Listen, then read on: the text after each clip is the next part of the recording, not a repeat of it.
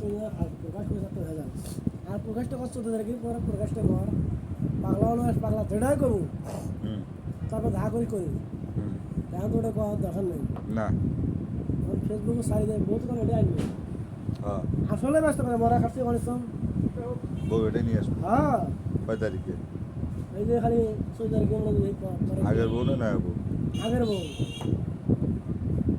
তখন যেহেতু সংসার করবো সংসার করি খাস দোকানদারি করে খা তুই আজ ওষুধ নেবো কার আজ ওষুধ কার কোন বয়স চান আগের বইয়ের আগের বউয়ের ওষুধ ফাটে দেবো